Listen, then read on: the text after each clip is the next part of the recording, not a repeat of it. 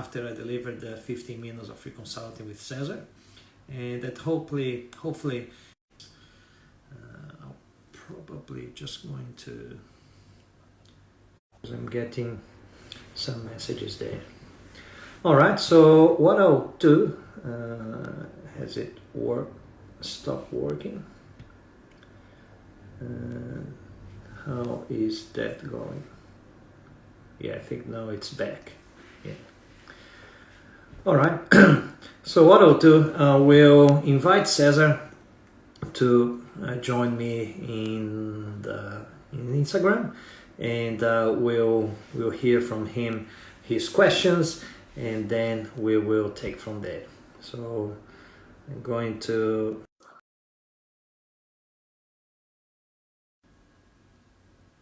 Hello everybody, how you doing?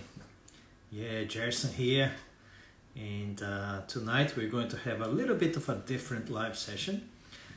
We're going to do a live session on Instagram, and also I'm going to broadcast in YouTube, so just bear with me. I'll see if we can get everything ready. So hopefully that's going to work. So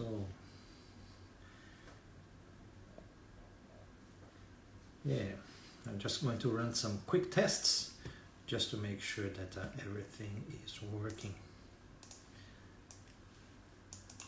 And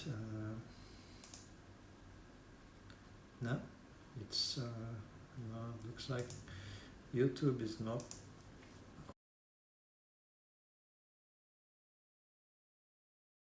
Good evening everyone, how you doing? Yes, everything all right? Just going to run some quick tests just to make sure that everything is working. So just need to set up my YouTube, and hopefully that will work. Just want to make sure that everything is working. Yes, and obviously I'll wait until YouTube and Instagram, they let people know that I am live here. So hopefully that will be all right. So can you guys hear me all right? Just going to quickly get into here,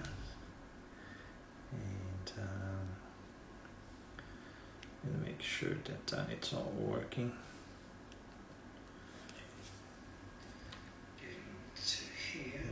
I think it's all working. Yeah, if you guys can confirm in Instagram and YouTube that you guys can hear me, it's all good. I don't want to start talking and then nobody is listening what we're saying. Especially tonight that we're going to deliver. I'm going to deliver 15 minutes of free consulting to Vagner Funck, one of the participants of the workshop Engineer Journey 2023, and one of the lucky winners of the 15 minutes of free consulting. So thanks Wagner, I can see that you're already connected, and thank you for your feedback. So first of all, I would like to acknowledge the traditional owners of the land that we're holding this live event. I am in Brisbane, so that's the Turrbal and Yagara people, and pay my respects to the elders past, present and emerging. And also acknowledging any Aboriginal or Torres Strait Islander people that are with us in this live session.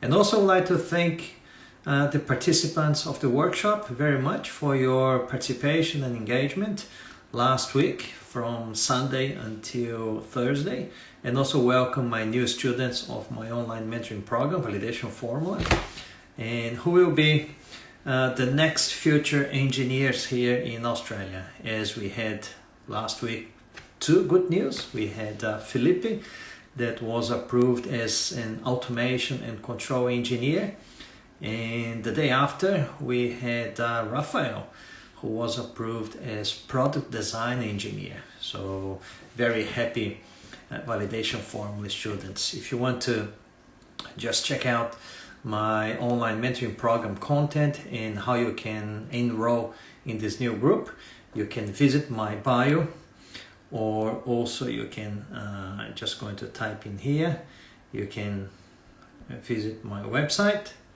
Just typing on the phone is really difficult. So validation mentoring.com, very simple website address that you can easily go to. So and I'm going to pin this one, pin the comment. Yeah, okay, so what we're going to do, we're going to do the 15 minutes of free consulting first, and once I finish that session with Vagner, I'm going to answer more questions that I received during the workshop. There are many questions that I received. I answered many of them during the workshop. I answered other questions on Sunday, yesterday, with the live session. I'm going to be answering more questions tonight. And if there are still more questions that I can't really answer tonight, I will be planning another live session probably on Wednesday or Thursdays this week. And perhaps, depending on the level of participation and engagement of you guys, I might give away another 15 minutes of free consulting. Okay, so I'd like to start inviting Vagner. I'll see how I can do that. I think I can invite Vagner here.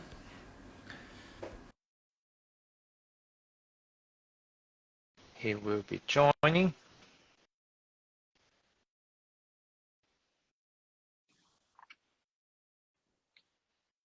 Hello.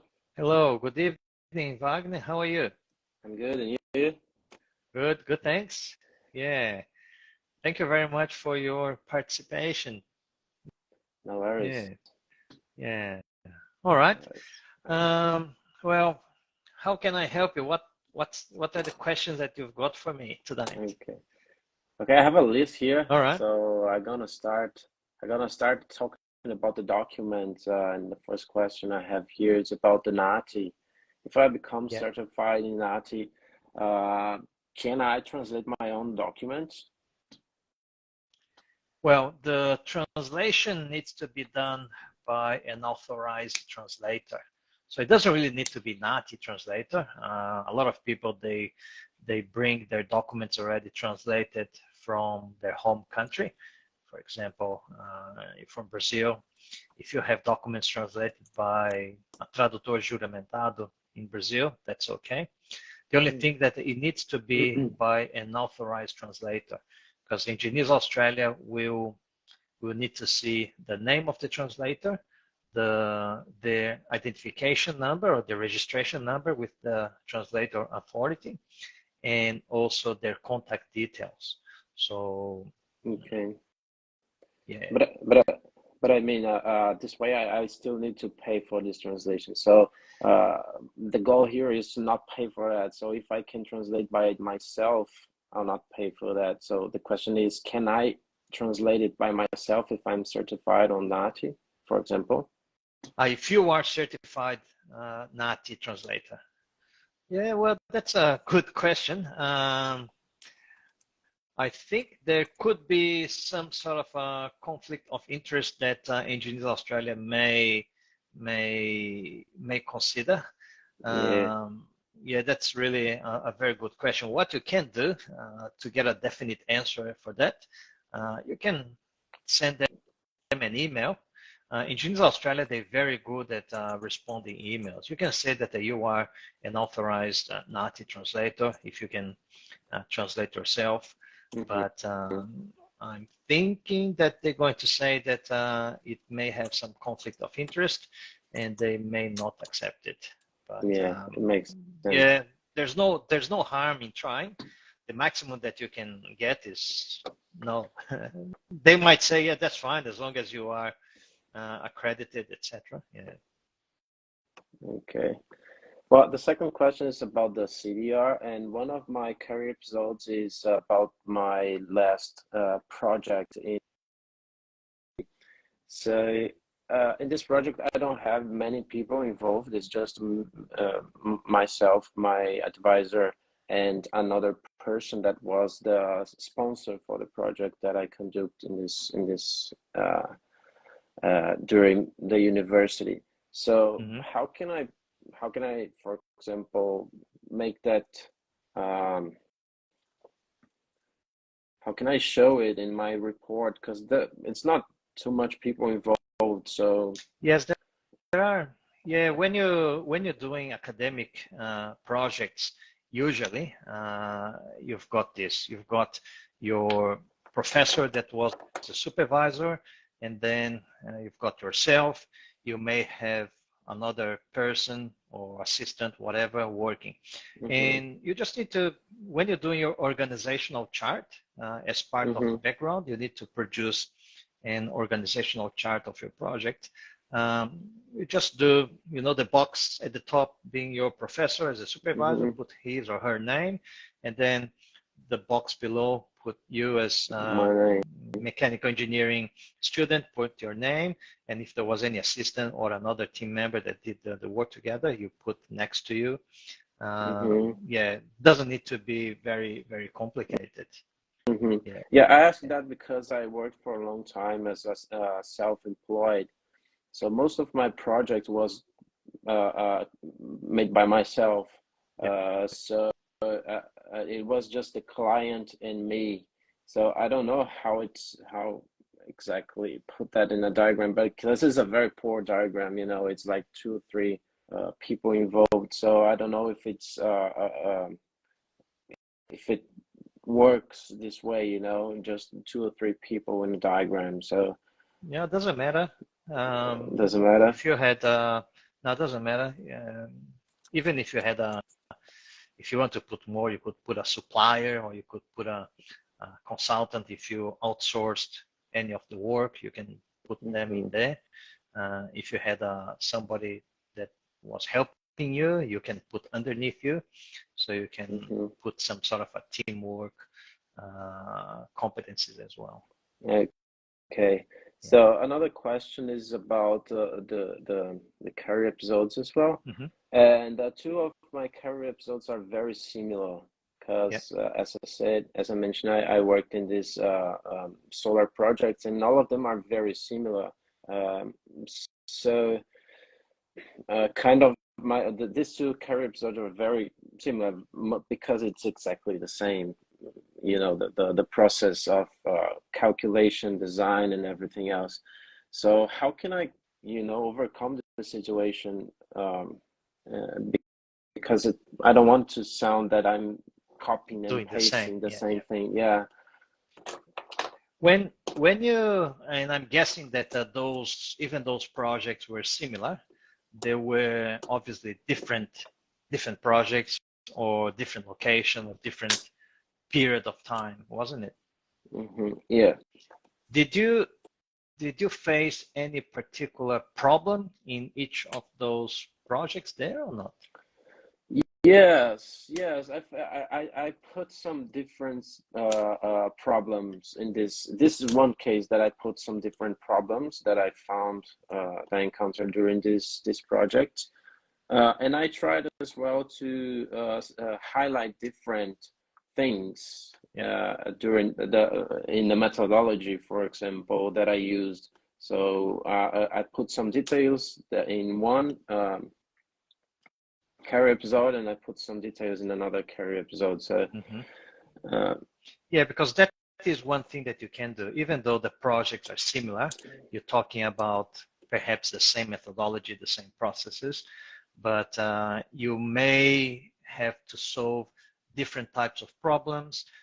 You may have had different type of issues that you had to resolve.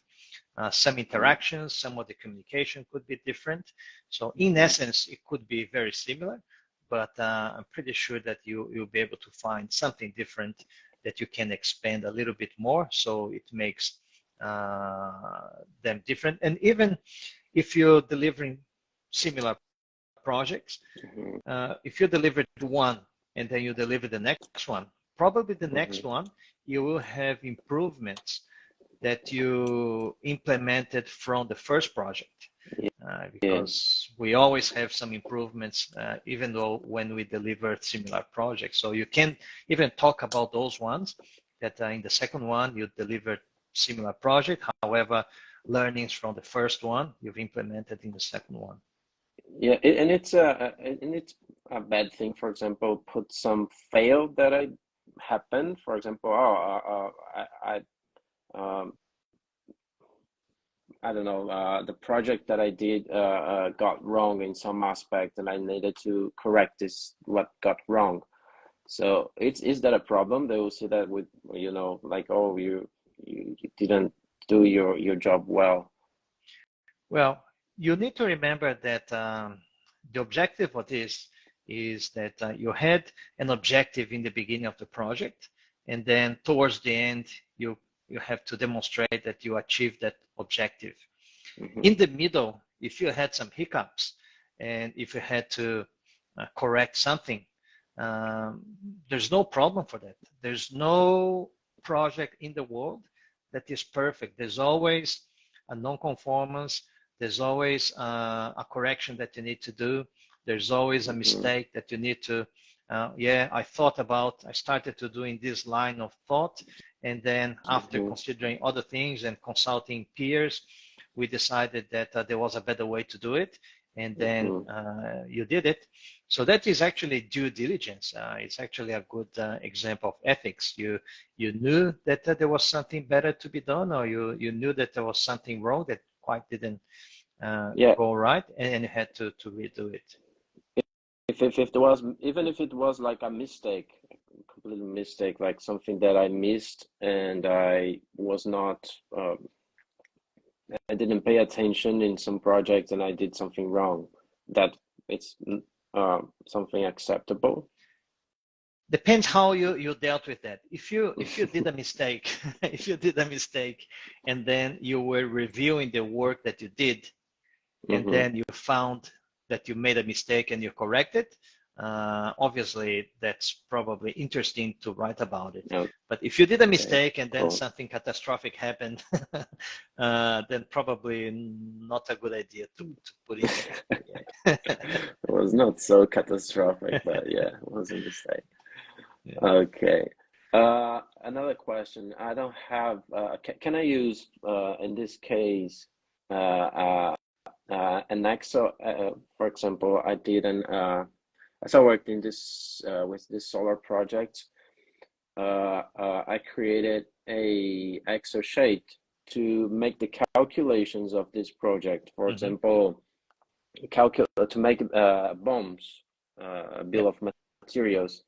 So and in an automatic way, and it was used as well to make quotes because it was easier. So can I use this case as a career episode? For example, like at the creation of this Excel sheet to help them to create these projects and quotes. Are you going to validate as a mechanical engineer? Yes. Yeah. So yeah, that's a little bit of a risky area to consider, because bill of materials or bill of quantities, schedule of rates or whatever, there is a profession here that's called quantity surveyor, and usually those, and estimators as well. So they're usually the ones that they kind of they grab from the detailed drawings, and then they put together quantities, quantitative materials, and type of materials and specifications, etc. So in a mechanical engineer career episode, probably if you include the bill of materials in your career episode as part of your design experience, it's probably okay, because you're addressing one aspect of the competencies about mathematical calculations and analytical, and can even use as innovation and creativity, that you kind of put together this Excel spreadsheet to automatically calculate quantity of materials. But if you write a career episode just on that, for a mechanical engineer, I think it's going to be a bit risky. Engineers Australia may come back to you saying that that's not really according to the ANZ SEO occupation definition. You need to rewrite your career episode. Yeah. So okay. Yeah. If I was you, I would try to think about something else. Unless, as I keep saying to people, if you don't have anything else, that is the only experience that you left to write about, well, if that is the only experience that you have, that's the only experience that you have. But you just need to obviously manage your expectation that you could be at risk. Okay. And for example, if I don't have the ARTs, I don't know in English how it is called, certificate of my projects. Is that a problem? For example, I have for some of them, but not all of them, and I would like to include one of the projects that I don't have an ART. All right. So who does it? Is it somebody else does it or not? No, it was myself. Yeah. But I didn't register that. Okay. Well, I've seen Engineers Australia asking for ARTs. Yeah, they actually translate, as we say, I think it's annotation of technical responsibility, they say. But I've seen people that they've asked a copy of the ARTs, other people that they didn't ask.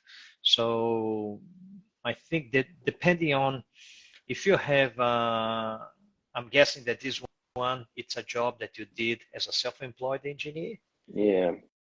Exactly. So if you have a letter of reference, a reference letter from the client that engaged your services, they might not ask the ART.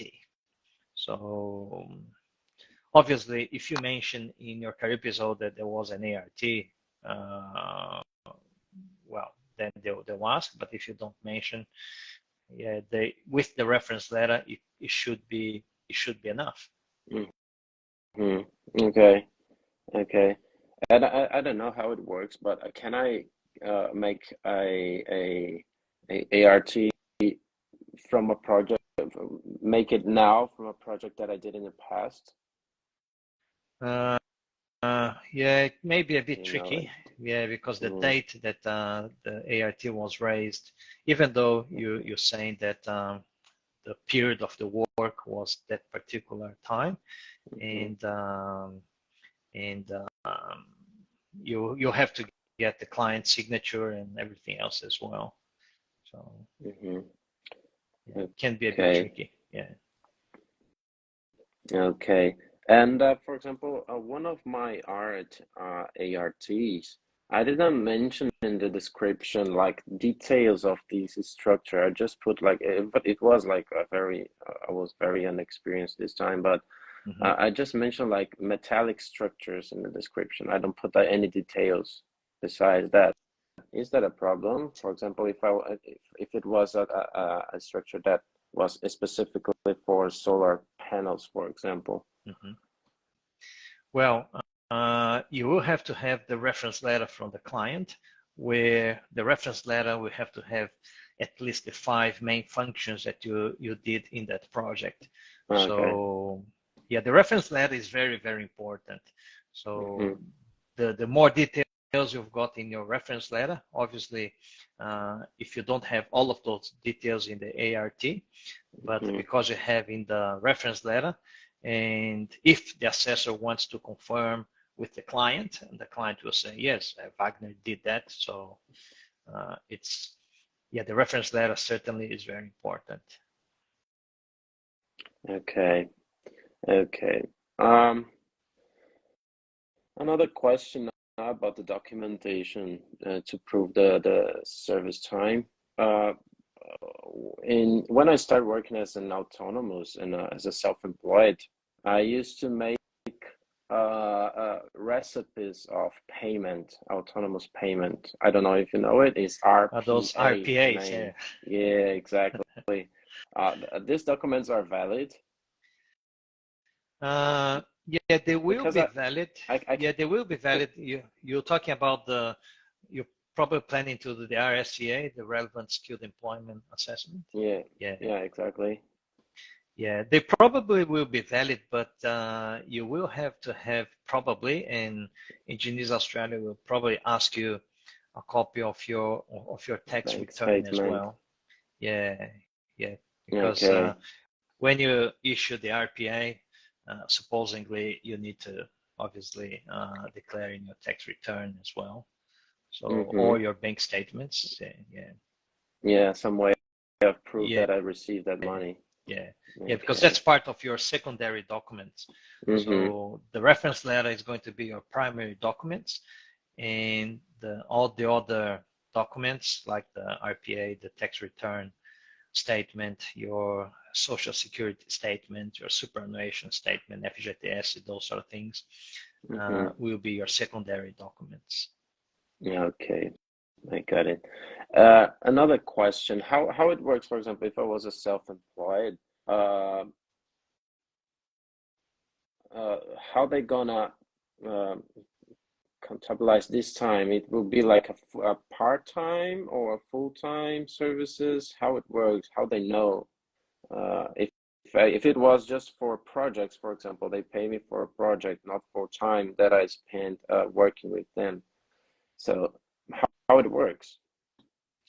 Yeah, because in the reference letter, when you get the reference letter from the customer will have to say the period of that particular project, and then roughly it was a part-time or a full-time. So the reference letter needs to have for the relevant skilled employment assessment. And you also need to probably confirm that with your migration agent, but you need to have the date, the month, and the year that you started that project, the date, the month, and the year that you finished that project, and if you worked full-time or if you worked part-time in that project, and also how much did you get for that project. So all of that information needs to be in your reference letter, as well as the 5 main functions that you provided, and obviously what was the project about. Okay. Yeah. And another question about this. For example, if in this case, I received some months, for example, I received in April, May, and June, but July, I didn't receive any money, for example. I didn't produce any project. They're gonna count that month as a time? Yeah, they're probably going to discount. Oh. Yeah. Okay. Yeah, because what they're going to do, they're going to get your letters that you have the start and date, and then they will see, all right, Vagner worked this period of time, didn't work this period of time. So that's what they're probably going to do. So, but the RSCA is more because it's a validation of the work time, where the Department of Home Affairs, they also do it. Those questions probably a migration agent may be able to give you some other ways that you can kind of fill those gaps, maybe. Yeah. And also you need to remember that in your resume you need to have the periods of that you worked as well. So. And for example, for this project, the final course project that I did, I need to put that in the CV as well, like in the period that I was studying. Like, yes, if you are going to use that in your career episode, it's probably important to include in your CV as well. Okay, and where?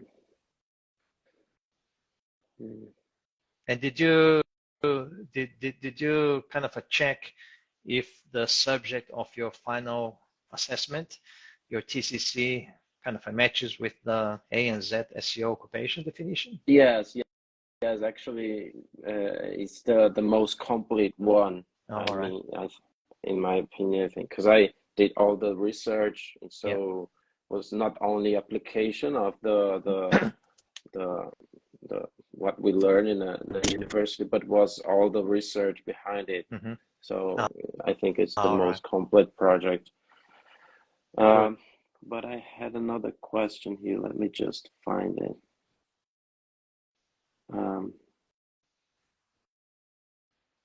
Oh yeah. So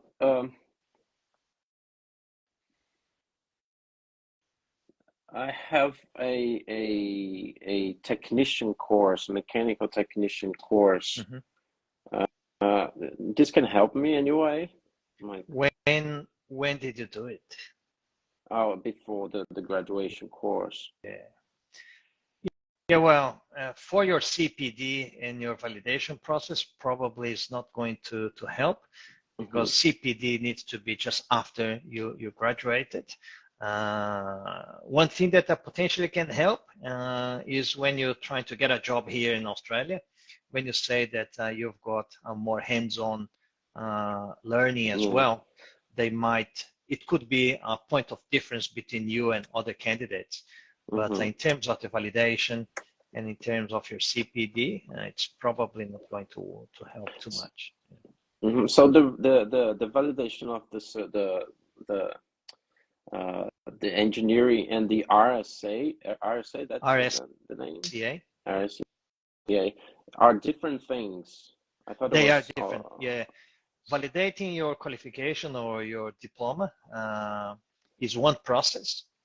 That is when Engineers Australia, they have a look at your curriculum, they have a look at your competencies, the content of your course, and then if they approve, they pretty much saying that your qualification that you earned in Brazil is similar to an Australian qualification here obviously in Australia. So that's just to make sure that that's why they don't require work experience. They just want to make sure that the graduation that you had in Brazil or in your country, in your case Brazil, is similar or equivalent to an Australian qualification of a mechanical engineer. And then, so that's one process. And then the other process is the validation of your work experience, that depending on how many years you get in the last, I think, 10 years or so, you will get more points. So, of course, yeah.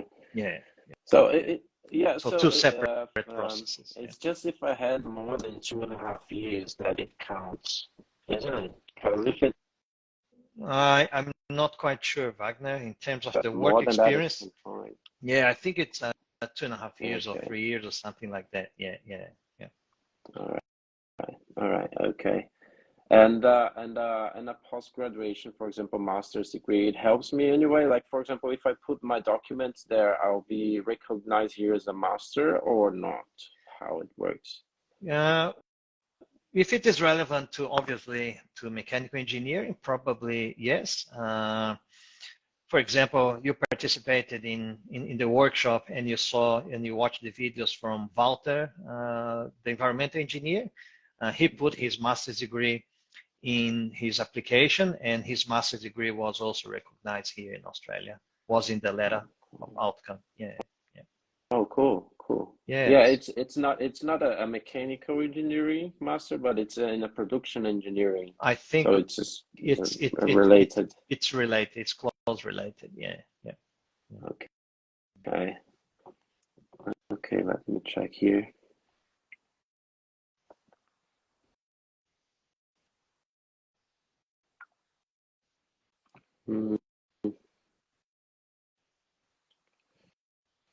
Okay. About let me just open here about the summary.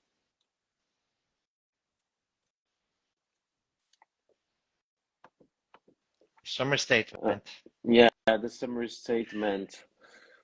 can I put more than one paragraph there, or is it just one paragraph per item? The more you can include, the better.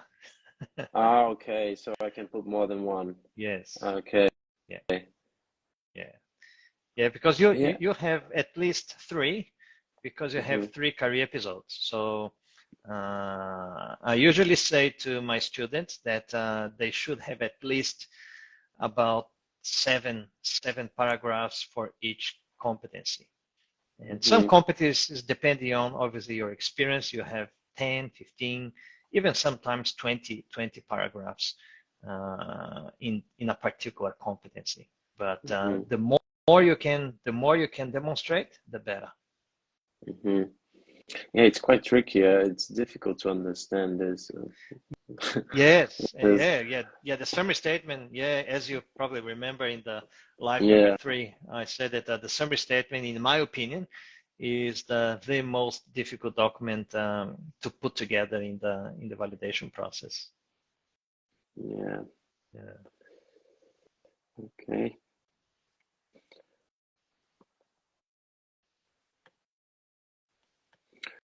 Okay, and for example, if I do simulations instead of calculations, they're valid as well as in my CDRs. What do you mean, Wagner? Doing For simulations? example, instead of making all the calculations, instead of calculate the. Can you hear me? Yeah. Instead of Okay. calculating, you do simulations. Yeah, so the simulations are valid the same way. Simulations using computer software, those sort of things. Softwares, yeah. Well, I think it's all part of the design, because even though I'm a civil engineer and you're a mechanical engineer, but I think that the design principles are the same.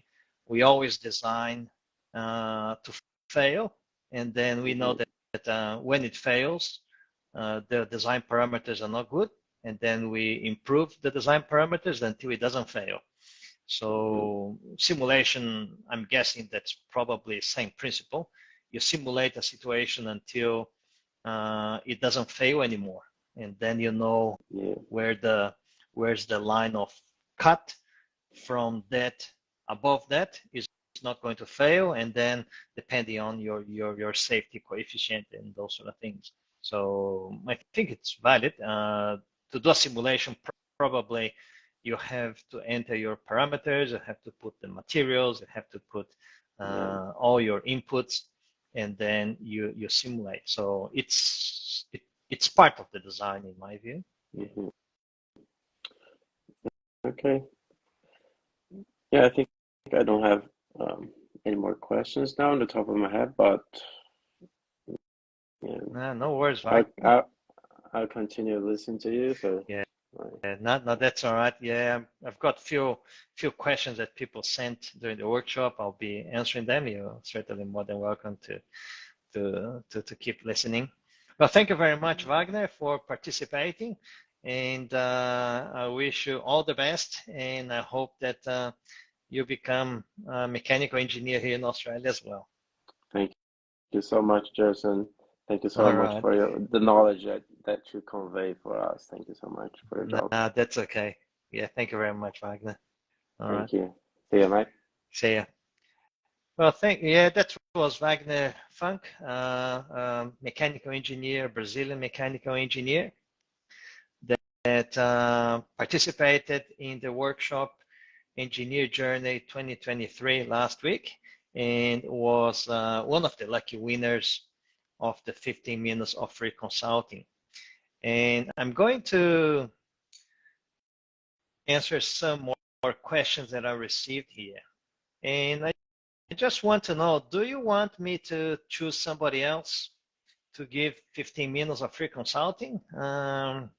Let's see how engaged and participative you guys are. So depending on your engagement, I will give away another 15 minutes of free consulting where, as Wagner, you can ask questions and have your questions answered.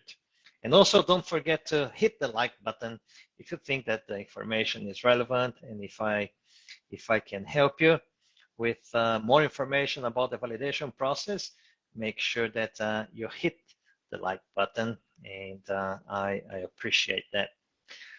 All right, so while you guys think if you would like me to give away another 15 minutes of free consulting, I will be answering some of the questions here. And also, I would love to know where you're from and what type of engineering field you are. And now we start with myself. I am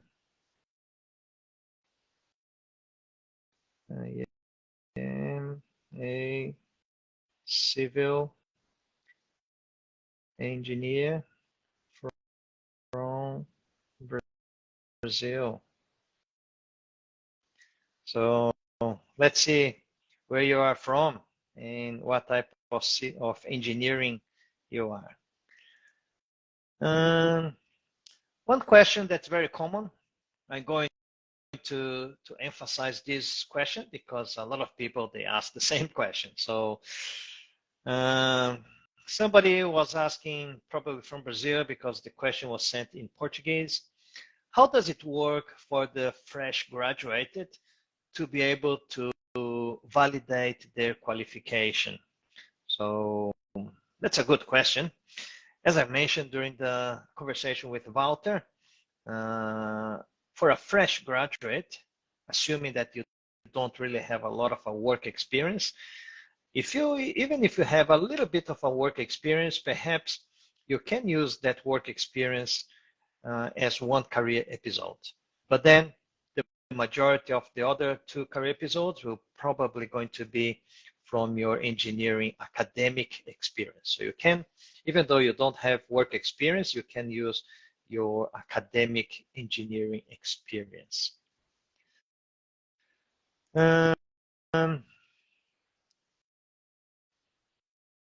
This other question here, how to choose the best experiences for the career episodes to match with the competencies. And that's a very important question and very important issue that usually happens. One of the main causes why Engineers Australia reject your application, it's because your experiences are not really matching with the definition of ANZ SEO occupation definition. Oh, Jason, but what is ANZ SEO occupation definition? It's the Australian and New Zealand standard classification of occupation from the federal government, Australian Bureau of Statistics. And when you Google ANZ SEO, I'll put here, just Google ANZ SEO engineer. I just write in the comments. When you Google this, you will find the Australian Bureau of Statistics website. And in there, you can search for your field of engineering. Akhil Gary, civil engineer from Nepal. So from Algarve to Sydney, a civil engineer from Portugal. So you will see that for civil engineers, when you put civil engineer ANZ SEO, you will find the definition that Engineers Australia will use to assess your application. And you need to make sure that the experience that you're going to use in your career episode, it matches that definition. Why is so important? Because different countries, they have different definitions. In Brazil, I come from Brazil. In Brazil, civil engineers, they do many things. But the many things that civil engineers, they do in Brazil, they don't do here in Australia. So if I end up choosing some experiences that I did in Brazil and write my career episodes here in Australia without paying attention to the ANZ SEO occupation definition, Engineers Australia will probably going to give me a feedback saying that the experience that I chose is not relevant to the civil engineer profession here in Australia, and I should rewrite my career episode. So that is probably the most important aspect that you need to do when you are going to choose your experience.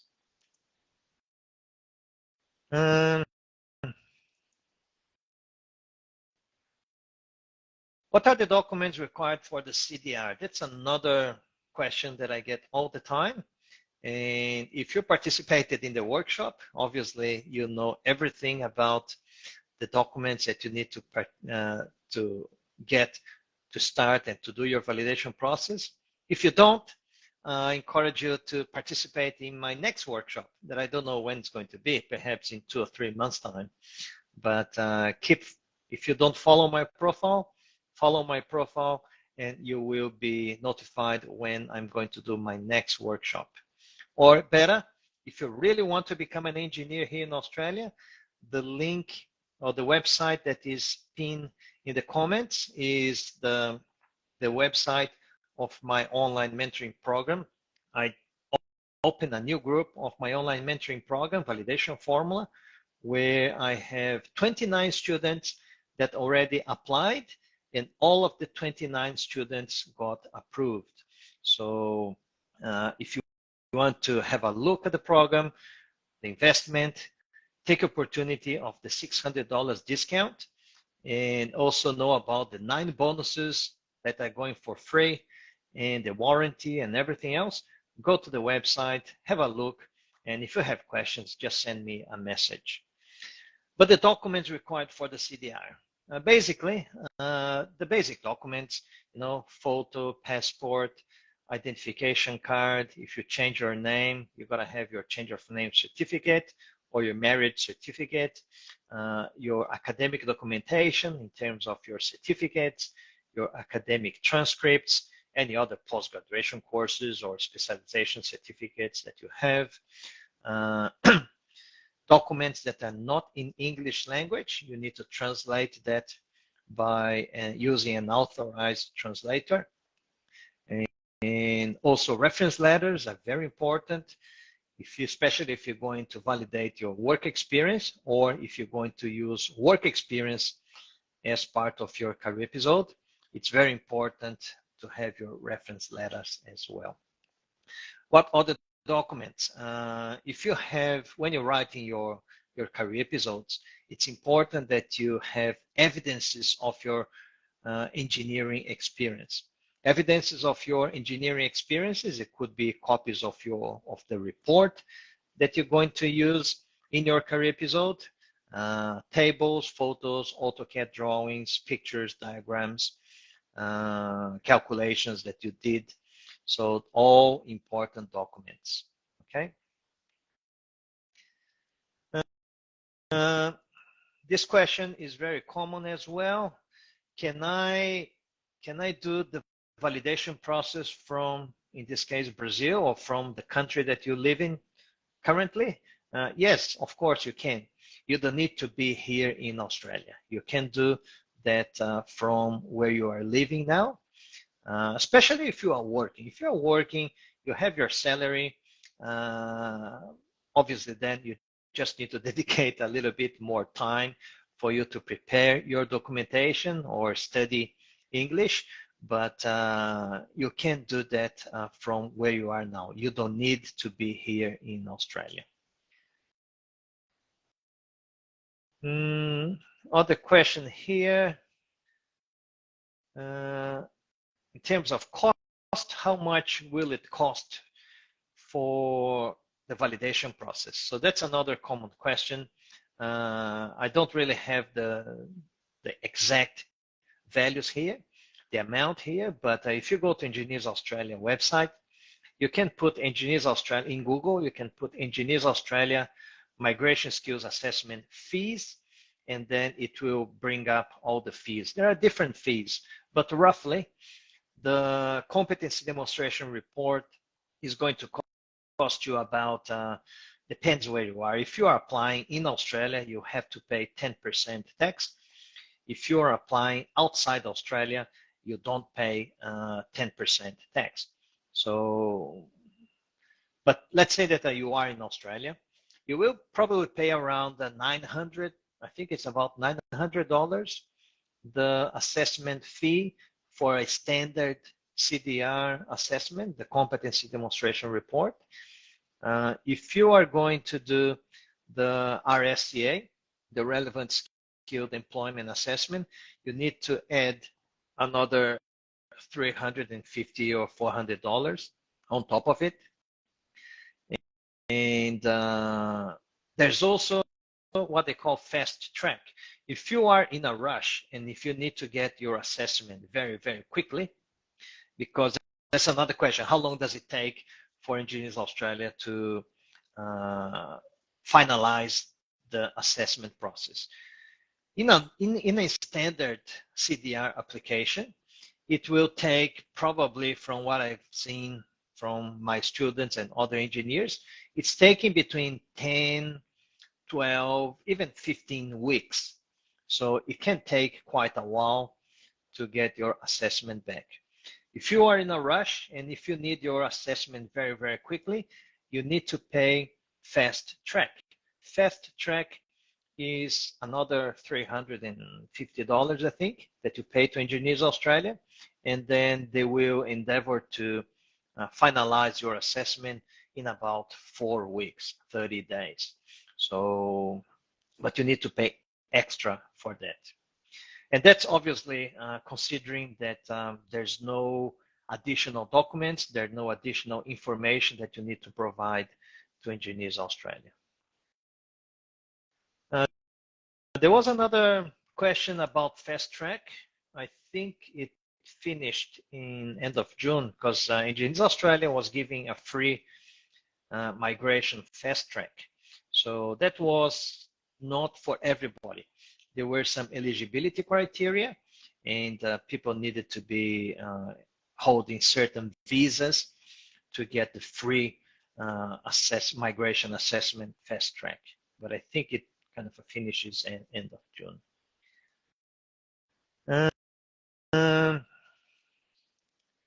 Another question that I usually get, and if you guys have questions, you're more than welcome to put in the comments. And also, I think I'll just have a look at the comments. I was mentioning about yes, in the comments there, just one from Algarve to Sydney. Yes, that I don't know your name, but he or she said that I would like to get the 15 minutes of free consulting. So looks like nobody else wants. Okay. So the other question that usually people ask is about is registration the same as validation? Sorry.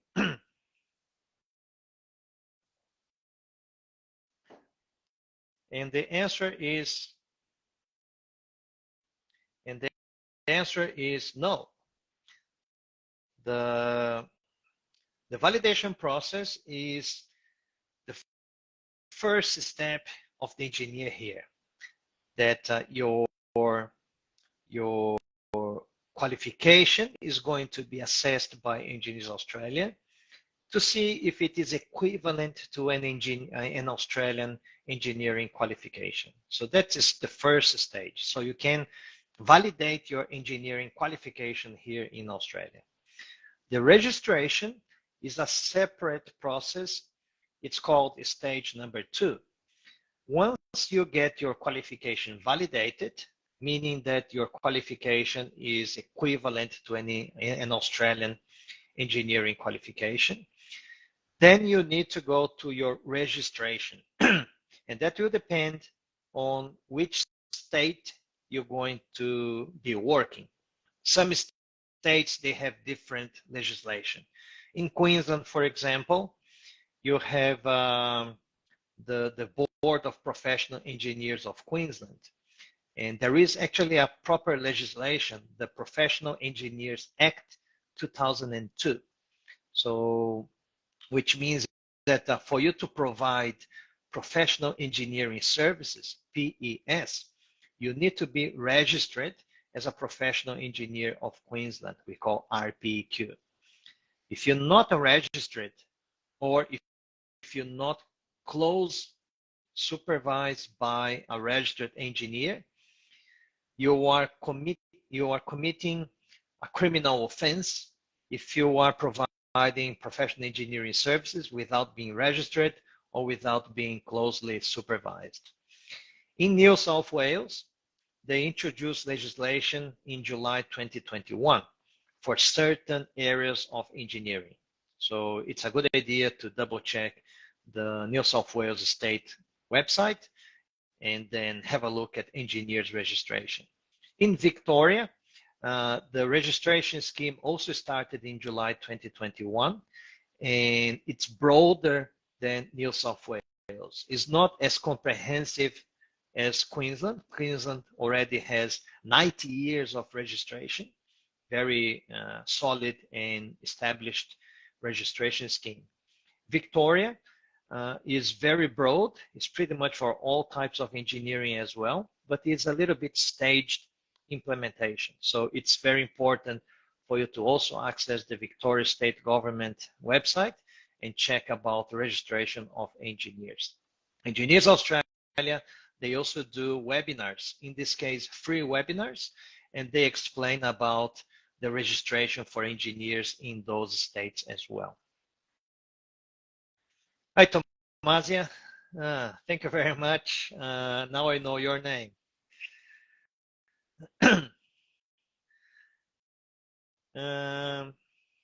Experiences.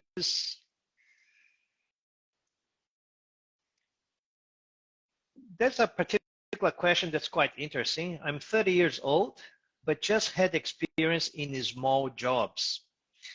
So again, if you're trying to validate using small jobs, you need to remember that even in small jobs, there could be some complex engineering problems. Just because the job was very small doesn't really mean that it didn't really have any complex engineering problem. So obviously, if it was a small job with no problems, and even if there was problems, it was very simple problems, perhaps it's not a good experience to use in your career episode. You need to choose probably a small job. If you did especially lots of small jobs, you can probably find a small job that had a complex engineering problem. And then you can develop your career episode based on this complex engineering problem, even though if it was in a small job. All right, well, I'm just coming towards the end of the live session. And Giovanni is asking, how's the market for foreign engineers in Australia? Well, Giovanni, I'd say that the market is pretty good. One, because there's a shortage of engineers here in Australia. And the engineering market without foreign engineers, it would be broke. I work in infrastructure construction industry, and I can tell you, in the consulting services or in the contracting services, more than half are foreign engineers. And you've got engineers from all over the world. You've got engineers from Brazil, India, Pakistan, Nepal, UK, Philippines, Indonesia, Africa, United States, Canada, Colombia, wherever. There are engineers from everywhere. So you just need to obviously have your skills, have your competencies, and obviously you've got a fit for the job that you're going to apply for. So there's certainly opportunities for everybody in the beginning of your engineering career, in the middle of your engineering career, and obviously in a more senior senior role as well. So certainly the market is really good, and especially with a lot of projects happening around Australia, and with the Olympic Games coming to Brisbane and Queensland, there's certainly going to be a lot of work. In New South Wales and Victoria, there's a lot of transport infrastructure projects that kind of involves a whole heap of different types of engineering. There's the mining or the resources industry that will employ a whole heap of engineers as well, mining engineers, electrical engineers, mechanical engineers, geotechnical engineers, and those sort of things. So systems engineers and production engineers, plant engineers, maintenance engineers. So there are engineers for, there's a demand for a lot of people. All right. Okay. So I think I'm going to answer the last question. And Tomasia, I think I will give you the 15 minutes of free consulting, because I can see that you've participated in the workshop as well. You came to the live session, you answered the question, and I think that you deserve the free consulting. So I will contact you in the direct message, Tomasia, and we can set up the live session this week, probably maybe Wednesday or Thursday or even Sunday. And you ask a question, do you think it's possible to start working with an engineering diploma prim abroad without registration in Engineers Australia? Yes, you can. I know many engineers that they haven't validated their qualification and they work as an engineer. The only thing is that if you are going to be in Queensland, where are you, Tomasia? Are you in which state? Are you here in Australia already? You're probably in Sydney, because from Algarve to Sydney, so I'm guessing that you are in Sydney. If you are in Sydney, and because of the registration process now, depending on the industry that you're going to work and the type of work that you're going to do, you may need to be registered, or you may need to be supervised by a registered engineer. So, but there are many engineers that they work without having the qualification validated. The only thing that I say is that when you have your qualification validated, you need to put yourself in the shoes of the company. For example, let's say that a company is recruiting one engineer, and then they advertise and they get resumes, they get applications. And they're not going to get just 1 or 2 applications. They're going to get 50, 60 applications. So if you have 60 applications in front of you, and if you just want to engage one engineer, you're probably going to interview 4 or 5 engineers. And to shortlist 4 or 5 out of 60, you need to go through the applications. And time is money. And of the 60 applicants, probably half of them will be validated. And you still have about 30 then. So, and then those 30 you will read with more attention. So I'd say that if you're not validated, the recruitment agency or the companies or the recruitment panel is probably going to use the validation process as one of the criteria to exclude, because you need to get to the bottom of 4 or 5 to interview. If you have 30 that are validated or even registered, why are you going to spend time looking at those ones that are not even validated? So think about, put yourselves in the shoes of the recruitment agency or the company. Who is going to pass more, how can I say, credibility.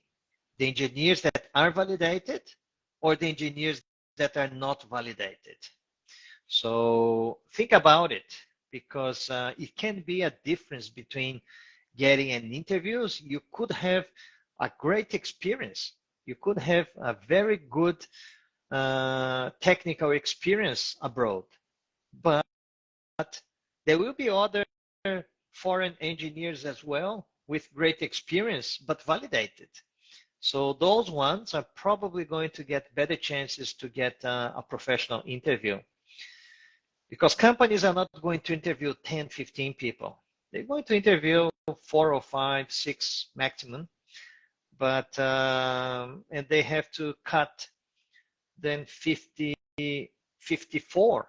So yeah, think about it, because it can mean the good experience together with the validation process will put you in a very competitive environment. All right, guys. So it's been an hour already. I would like to thank you guys very much. I'd like to thank Vagner as well for his time and his participation in the workshop.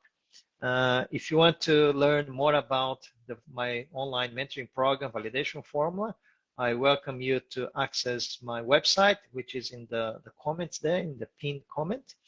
And if you have any question about my program, please write in the direct message or send me an email. All right. And Tomasia, I'm going to contact you in private in the direct message so we can set up our 15 minutes of free consulting. Okay. Thank you very much, guys. And I'll see you then. Bye-bye.